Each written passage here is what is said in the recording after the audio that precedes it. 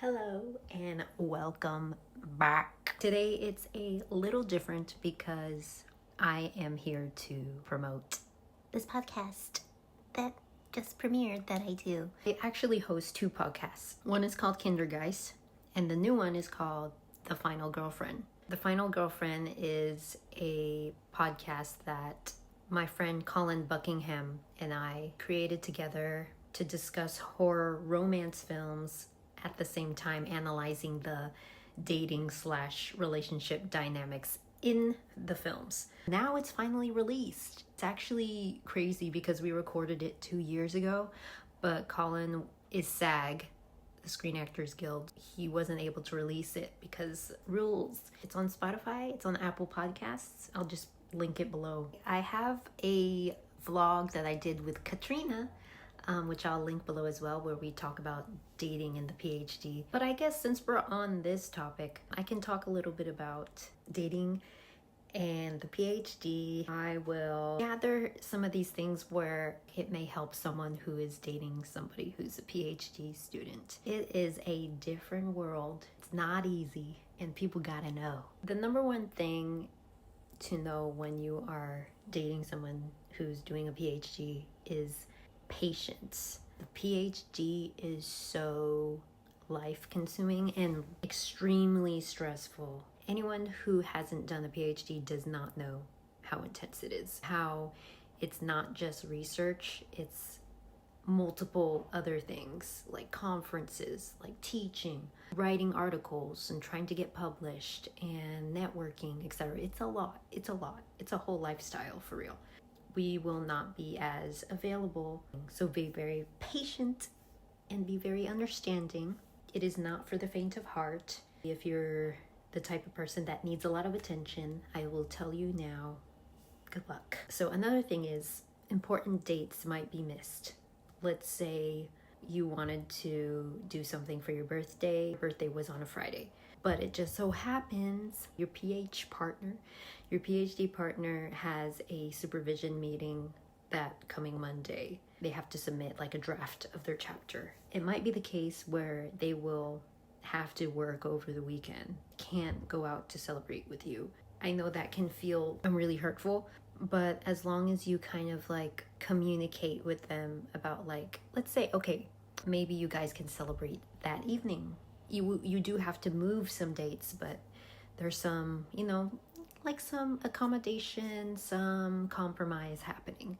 You have to understand that there are moving forces in the PhD that can't be, unfortunately, shifted. Another one is let them bounce ideas off you if they want to. I don't know if like every partner wants to share like that type of work with them. But if they do, maybe you can help them out, proofread, just let them talk about it. Like, I mean, at the very minimum, maybe they could just vent about like, oh, this is what I'm thinking, this is what it's there, and just be like their cheerleader. That's the biggest thing you can do for someone who is stressing. Be like, you got this. You got accepted into the university for a reason. You are the only person that knows the subject. Like, literally, that's what a PhD is. So remind them, you gotta, gas them up and remind them why they're doing what they're doing. A nice thing is to surprise them. Favorite dessert or meal, if they're the type to hyper focus and like forget to eat. Like, there's so many of us who just don't eat because we're so locked into what we're doing. You just come in and you're like, hey, have a donut. That would make me happy. Have this Krispy Kreme donut. You know what? I think I will. Also encourage them to take breaks, even if they're small, like a 10-minute breather, a day off. We literally need to take days off, and some people do not take days off, and that's insane. You'll realize as well that they're constantly on the edge of a nervous breakdown. I'm pitching this so well, right? Wouldn't you love to date somebody who's doing a PhD? They're always on the verge of a nervous breakdown.